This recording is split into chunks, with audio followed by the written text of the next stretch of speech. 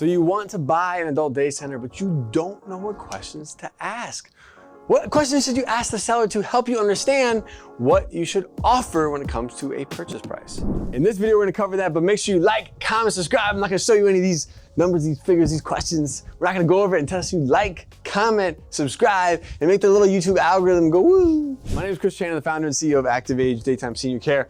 One of the most important questions you need to ask, and I've seen this so many times, is people will be like, you know, when they're inquiring about this adult day center, they're like, yeah, they got 30 members, they got 40 members, they got 50 members. And I'm always like, well, is that 30 per day or 30 total? They're like, oh, I don't know. I didn't think to ask that.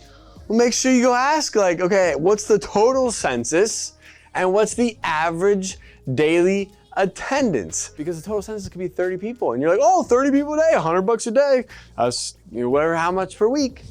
But the reality of it is like this. So the reality of it is, again, gosh, for those who don't know, I've been like suffering from this little like complex that I said the reality of it is. So if you hear that, like just, you know, comment below that you heard it. So like, I'll stop saying it, okay? But I'm trying not to say it right now.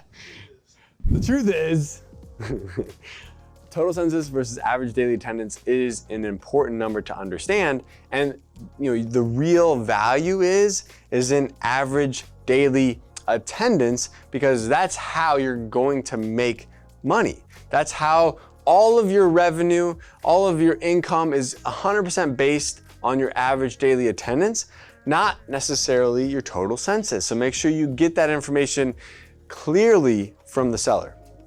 Number two is the lease agreement. Okay, this is very important, is you want to understand that if you're buying this business, that you're not buying it and then 2 years later you're out of this lease and you have no option to renew. So how many years are left on the lease? And then is there an option to renew afterwards? And then the other thing you want to understand too is, what is your responsibility as a tenant when it comes to things like AC? Or when it comes to things that are broken, you know, or that need, you know, to be fixed, whether it's lighting, whether it's your fire sprinkler system, you just want to make sure you have a very clear understanding of like, what is your responsibility and what is the landlord's responsibility. Because sometimes, you know, there's things called triple net leases where you might be responsible for everything, including your portion of the taxes. And you may not know that going into it. You may see the lease amount, but you may not realize that on top of that, you're paying for the common area maintenance, which is normally called CAM, and you're maybe also paying for the, you know, your share of the property insurance and your share of the taxes. So make sure you understand those things.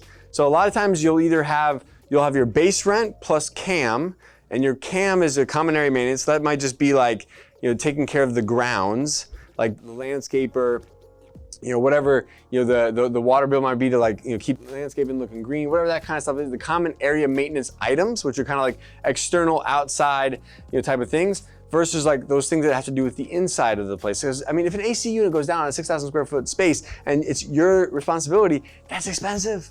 And you want to know that, like, okay, am I liable? Like, am I the one that's responsible for that, or is the landlord? Because that could potentially be a cost that you were not realizing that you may incur. So make sure that you understand your lease term and make sure you understand what's in your lease, okay? Number three, your balance sheet.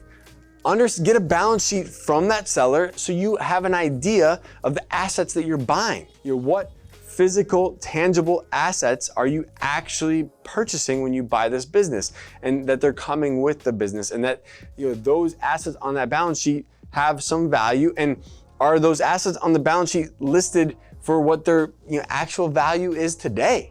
Like if someone's got, like, you know, someone on the balance sheet that's like 150 grand for, you know, kitchen equipment, but is that kitchen equipment really worth 150 grand a day? Maybe it hasn't been depreciated out properly. So you just want to know, like, what are they considering to be an asset? And then what value would you put on that asset? And is that in alignment? Are they on point or are they off? Okay. But get a copy of the balance sheet so at least you know where their liabilities are and where their assets are, which can help you out when you're making this decision. Because they could be completely underwater. They may not, like, you could buy this business from them and they may not be able to get out from underneath their debts. And this may be a complete waste of time. So you want to know this first. Number four is what percentage of their revenue is made up of Medicaid income versus the percentage of the revenue that's made up of private pay income. And the reason why this is important is because if 90% of the revenue is Medicaid income, then just know that you're probably in a high density Medicaid area, and that whatever the contracts are with that center are probably gonna stay in place, so you can't necessarily raise or increase your revenue on current members. And you might not be able to adjust the rate of reimbursement on new members either. And so you wanna know that, because if you can't increase your, the cost or the price point that you're at, then the only way for you to increase or have upside is to increase the census, right? So you wanna understand that, okay, one, I'm getting into a highly Medicaid, larger percentage of the revenue is Medicaid focused as opposed to private pay focused, where if it was more private pay, now you know that, okay, if I come in there and I enhance the services, I potentially can increase the cost, and I can do so because I added value. But if you're in Medicaid, you probably can't do that. And you wanna take that into consideration. That could be something that limits your upside. Number 5, and this is important because you want to know, is this business on a downhill spiral? Meaning, like, you might make an offer today, but in 90 days from now, it's like worth half of what you made an offer on it today. So you just wanna have an idea. What are the number of inquiries that are coming in per month? What are the number of new members that start per month? And what are the number of terminated members per month, okay?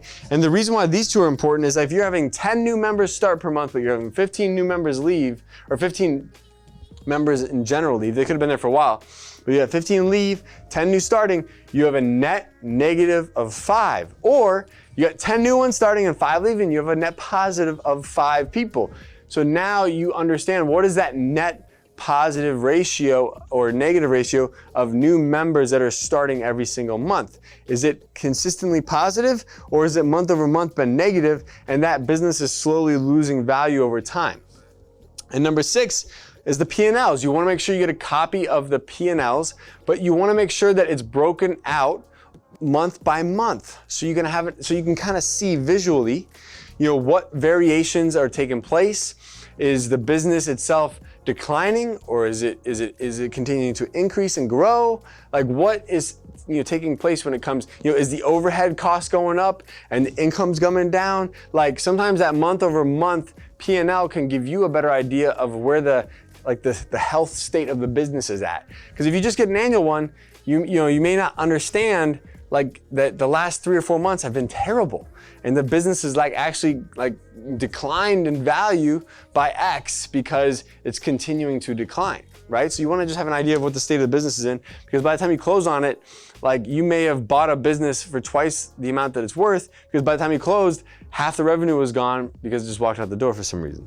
And number 7 is you wanna make sure you can just verify the payroll reports, so you can have a clear understanding of what has the owner been paid out of the actual payroll as a W-2 wage earner? What is the administrator, the manager been paid? What are some of those other costs that go into it?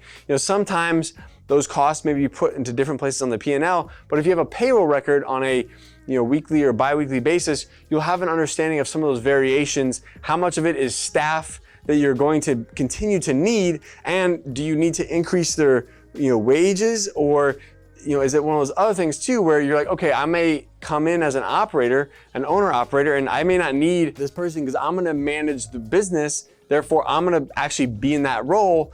So then you can kind of have an idea of, okay, well, what would my actual payroll cost be if I come into that business and I'm working in that business and I'm an active investor in that business. So, having just a good, clear understanding of what your payroll records are and making sure that those match up to your P&Ls, so you can have a true P&L, because your P&L, the number one, probably the biggest cost in your P&L from a percentage standpoint is gonna be your labor costs. That's probably gonna be somewhere between 30 to 40%. And you wanna make sure that you truly understand, when you're taking over that cost and you have that additional overhead, that you have a clear picture of what it is. So that being said, guys, these are 7 questions to ask a seller when you're trying to buy an adult day center, and you're trying to figure out, where do I even start? What questions do I even ask? What numbers are important? These are 7 questions that can at least get you started, can at least open up the conversation, help you understand what you are buying. If you want to learn more about opening your very own adult day center, go to adcpro.com. Join us for our monthly webinars. Make sure you join our private Facebook group. Check out all of our YouTube videos. And If you're interested in opening your very own active age franchise, I know a guy, he's great. activeagecare.com/franchise. We'll hook you up. Peace. Hey guys, thank you so much for joining me. If you'd like to learn how to open your own adult daycare center, go to adcpro.com. If you'd like the latest business tips, click here, and make sure you subscribe to our channel. Click here. We'll see you guys next time.